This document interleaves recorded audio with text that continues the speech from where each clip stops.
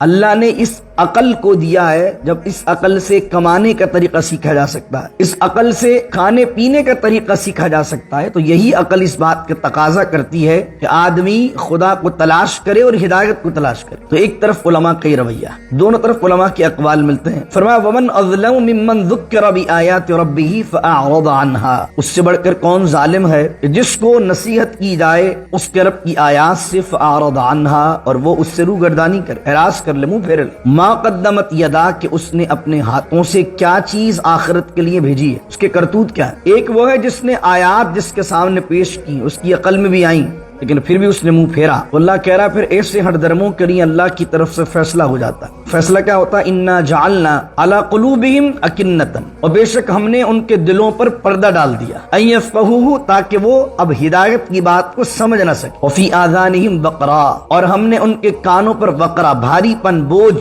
ڈال دیا ہے تاکہ ان کو ہدایت کی بات سمجھ نہ آئے۔ وان تدعوہم الی الہدی امری واحلل عقدۃ من لسانی یفقہوا قولی، اللہم صلی علی سیدنا و مولانا محمد معدن الجود والکرم وآلہ وصحبہ وبارک وسلم۔ وَلَقَدْ صَرَّفْنَا فِي هَذَا الْقُرْآنِ لِلنَّاسِ مِنْ كُلِّ مَثَلٍ وَكَانَ الْإِنسَانُ أَكْثَرَ شَيْءٍ جَدَلًا۔ صدق اللہ مولانا العظیم۔ 15ویں سپارے کا 20واں رکوع ہے اور سورہ کہف کی آیت نمبر 54 سے آج کے درس کا ہم نے آغاز کیا ہے۔ اللہ فرماتا ہے وَلَقَدْ صَرَّفْنَا فِي هَذَا الْقُرْآنِ لِلنَّاسِ مِنْ كُلِّ مَثَلٍ۔ اسی قسم کی آیت سورہ بنی اسرائیل میں بھی اللہ نے بیان کی ہے۔ وَلَقَدْ صَرَّفْنَا، اور اس قرآن میں ہم نے لوگوں کے لیے مختلف مثالوں کو مختلف انداز سے بدل بدل کر بار بار بیان کیا۔ بعض اوقات کچھ انسانوں کی طبیعت ہوتی ہے کہ وہ انعام کی بات سن کر عمل کرتے ہیں، کچھ لوگ عذاب سے ڈر کر عمل کرتے ہیں، کچھ لوگ پچھلی قوم کا ذکر سننے سے عبرت حاصل کرتے ہیں۔ تو اللہ نے اس قرآن میں مختلف انداز سے، مختلف پہلوؤں سے ہدایت کو بیان کیا لوگوں کے لیے، لیکن اللہ کہہ رہا وَكَانَ الْإِنسَانُ أَكْثَرَ شَيْءٍ جَدَلًا، لیکن جو ضدی انسان ہوتے ہیں، اللہ کہتا ہے اکثر شیء جدلا، وہ ہر ٹائم جدال اور جھگڑا کرتے ہیں۔ انسان جو ہے وہ بڑا ہی جھگڑالو ہے۔ جدل کا مطلب کیا ہے؟ آرگیومنٹیشن، یعنی کہ بار بار کیوں، کیا۔ تو شریعت نے اس چیز کو اپریشیٹ نہیں کیا ہے کہ آدمی ہر چیز پر بہت فلسفیکل ہو جائے، یہ کیا ہے، یہ کیوں ہے، کب ہوا ہے، کیوں ہوا ہے، کیسے ہونا ہے۔ بعض اوقات کچھ لوگوں کی عادت ہوتی ہے بال کی کھال نکالنے کی، ہر چیز کو فلسفیکل کر لیتے ہیں، حالانکہ قرآن تو یہ کہہ رہا ہے الذین یستمعون القول فیتبعون احسنہ، جب وہ خدا کا قول سنتے ہیں فیتبعون احسنہ، تو وہ پھر اسے احسن انداز سے اس کی اتباع کرتے ہیں۔ دوسری طرف فرمایا وقالوا سمعنا واطعنا، جب وہ سنتے ہیں تو کہتے ہیں ہم نے سنا، ہم نے اقرار کیا۔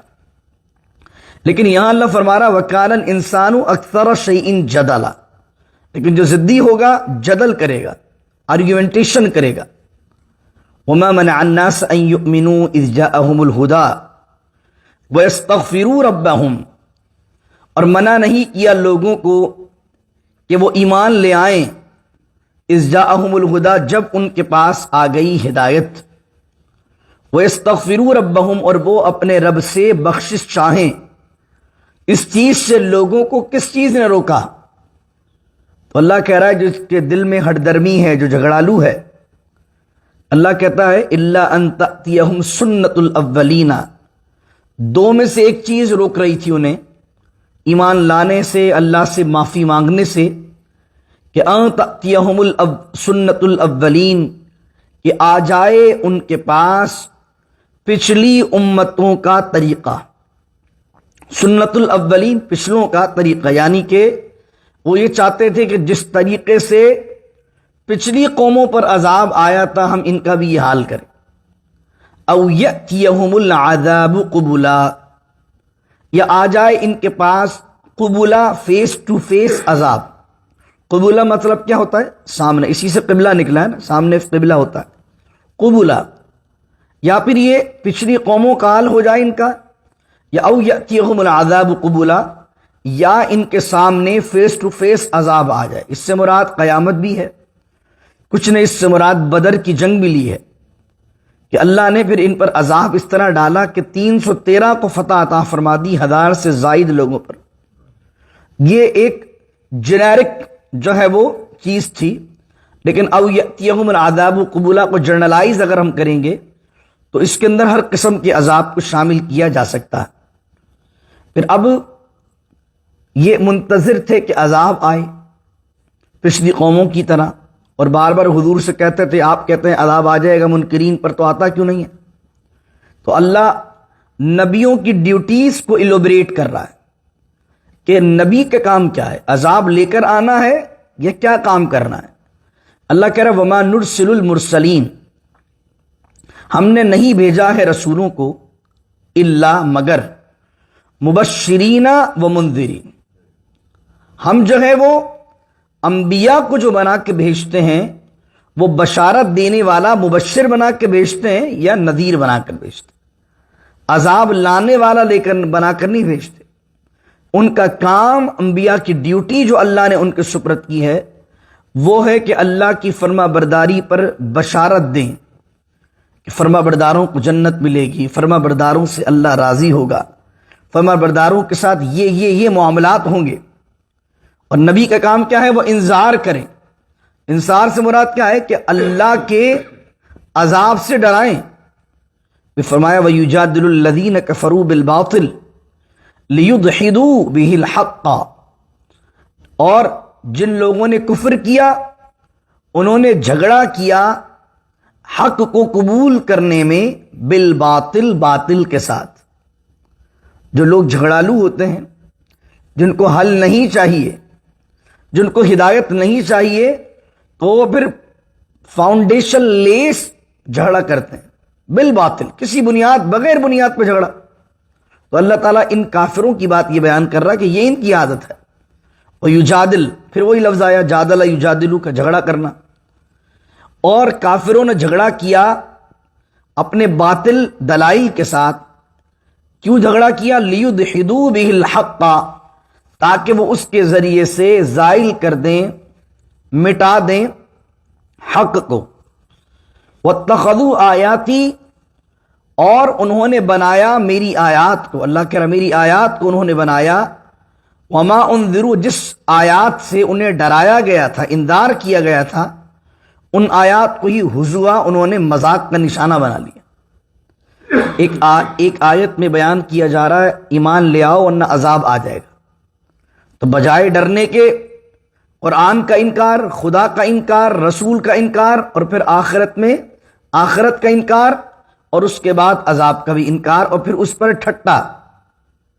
معاذ اللہ، اللہ کی کتاب کا مذاق بنانا، نبی کا مذاق بنانا، عذاب کا مذاق بنانا، اللہ کی آیات کا مذاق بنانا، یہ ایکسٹریم لیول ہے کفر کا.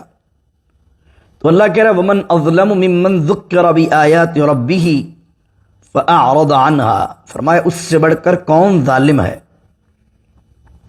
کہ جس کے سامنے ہماری آیات کو پیش کیا جاتا ہے، اس کے رب کی آیات کو پیش کیا جاتا ہے. ممن ذکر، کس لیے؟ تاکہ وہ ان آیات سے نصیحت کو حاصل کرے. فرمایا فاعرض عنہا، لیکن وہ کرتا کیا ہے کہ ان آیات سے روح گردانی کرتا ہے، منہ پھیر لیتا ہے. دیکھیں کفر ہے دو قسم کا. ایک ہے مذہب سے واقف ہی نہ ہونا. ایک آدمی اسلام کو جانتا ہی نہیں، ایک آدمی کو قرآن کے بارے میں پتہ ہی نہیں ہے، اس کو دین کے بارے میں پتہ ہی نہیں ہے. تو اس کا معاملہ بھی میں نے قاضی ایاز مالی کی شفا شریف جب بیان کی تھی تو اس کے اندر مختلف اقوال جو اس حوالے سے کہ ایک شخص ہے جس تک دین کی اویئرنیس پہنچی نہیں تو اس کے لیے کیا حکم ہے. تو اس میں الگ الگ اقوال تھے. ایک قول یہ تھا کہ اگر حجت اللہ کی اس تک نہیں پہنچی ہے تو اللہ تعالیٰ انہیں معاف کر دے گا. اور دوسرے قول علماء نے یہ لکھا تھا کہ نہیں، اللہ نے اس عقل کو دیا ہے، جب اس عقل سے کمانے کا طریقہ سیکھا جا سکتا ہے، اس عقل سے کھانے پینے کا طریقہ سیکھا جا سکتا ہے، تو یہی عقل اس بات کا تقاضا کرتی ہے کہ آدمی خدا کو تلاش کرے اور ہدایت کو تلاش کرے. تو ایک طرف علماء کا یہ رویہ، دونوں طرف علماء کے اقوال ملتے ہیں. فرمایا ومن اظلم ممن ذکر بآیات ربہ فاعرض عنہا، اس سے بڑھ کر کون ظالم ہے کہ جس کو نصیحت کی جائے اس کے رب کی آیات سے، فاعرض عنہا، اور وہ اس سے روگردانی کرے، اعراض کر لے، منہ پھیر لے. ونسی ما قدمت یدا، اور عذاب کی ڈیمانڈ کرے لیکن یہ بھول جائے، نسیہ بھول جائے، ما قدمت یدا کہ اس نے اپنے ہاتھوں سے کیا چیز آخرت کے لیے بھیجی ہے، اس کے کرتوت کیا ہے. لیکن اگر کوئی اللہ کی آیات کا سن کر، میں ایک بات جو سمجھانا چاہ رہا تھا آپ کو وہ یہ تھی کہ ایک شخص وہ ہے جس کو دین پتہ نہیں ہے، ایک وہ ہے جس نے آیات جس کے سامنے پیش کی اس کی عقل میں بھی آئیں لیکن پھر بھی اس نے منہ پھیرا. تو اللہ کہہ رہا پھر ایسے ہٹ درموں کے لیے اللہ کی طرف سے فیصلہ ہو جاتا ہے. فیصلہ کیا ہوتا ہے؟ انا جعلنا علی قلوبہم اکنۃ، اور بے شک ہم نے ان کے دلوں پر پردہ ڈال دیا، ان یفقہوہ، تاکہ وہ اب ہدایت کی بات کو سمجھ نہ سکے. وفی آذانہم وقرا، اور ہم نے ان کے کانوں پر وقرا، بھاری پن، بوجھ ڈال دیا ہے تاکہ ان کو ہدایت کی بات سمجھ نہ آئے.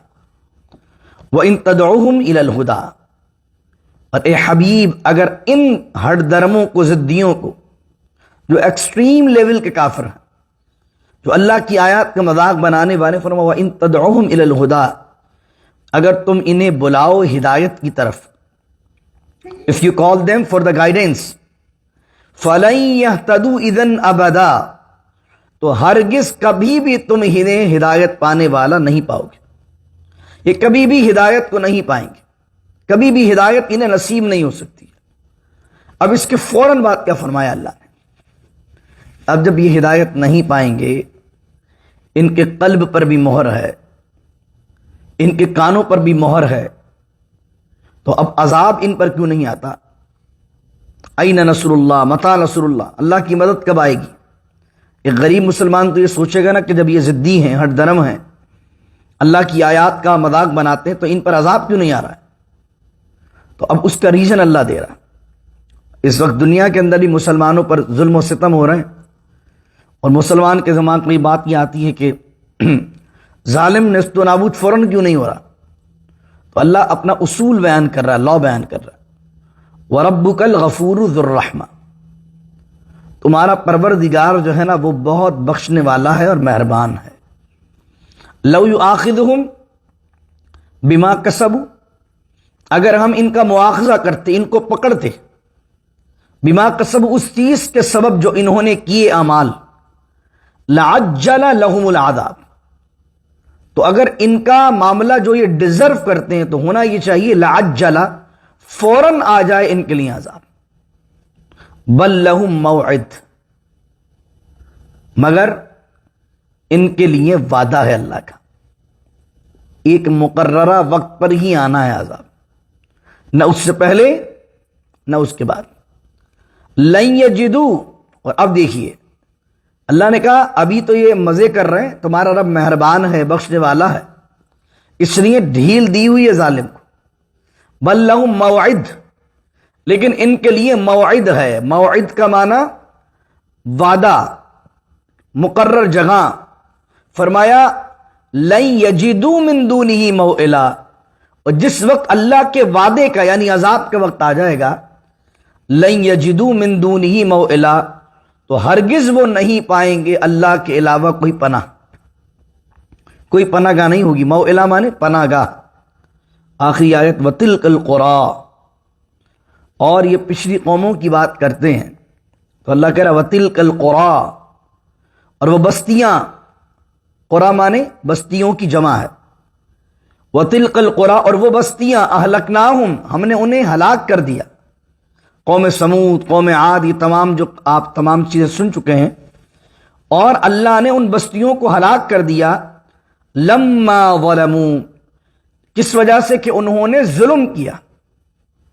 آپ نے دیکھا کہ بعض اوقات کہیں کفر کا ذکر ہوتا ہے لیکن جب پوری بستی کو تباہ کیا جاتا ہے اس وجہ سے کہ وہاں ظلم و ستم بڑھ جاتا ہے.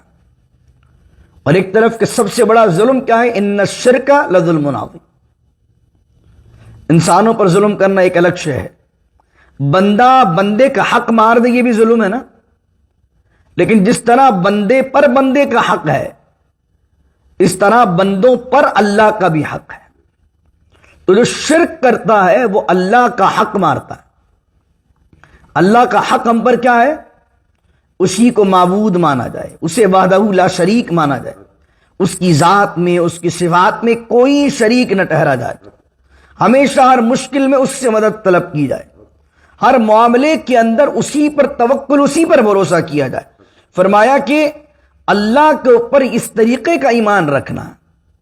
لیکن جن بستیوں نے شرک کیا، اللہ کے حق پر غصب کیا، معاذ اللہ، اللہ کے حق کو مارا، دوسری طرف لوگوں کے حق مارنے لگے، لوگوں پر ظلم و زیادتی کرنے لگے، تو اللہ کہہ رہا ہے کہ پھر ہم نے انہیں ہلاک کر دیا. لیکن ان کے ساتھ بھی یہی تھا کہ وَجَعَلْنَا لِمَهْلِكِهِمْ مَوْعِدًا، کہ ہم نے بنایا ان کے لیے بھی ہلاک کرنے کا ایک وقت مقرر، ایک میعاد مقرر کی تھی ان کے لیے. ان کو چھوڑ دی لیکن پھر ایک لمیٹڈ ٹائم تھا ان کے پاس، لیکن جب ان کا ٹائم پورا ہوا پھر عذاب آیا. تو جب عذاب آتا ہے تو پھر کوئی نہیں بخشا جاتا. اللہ اکبر. تو یہ 20 رکوع الحمدللہ مکمل ہوئے اور 16 لائنیں اب باقی ہیں 15ویں سپارے کی، اور یہ آخری رکوع ہے. کل انشاءاللہ عز و جل آخری رکوع کو ہم کل شروع کریں گے. سورہ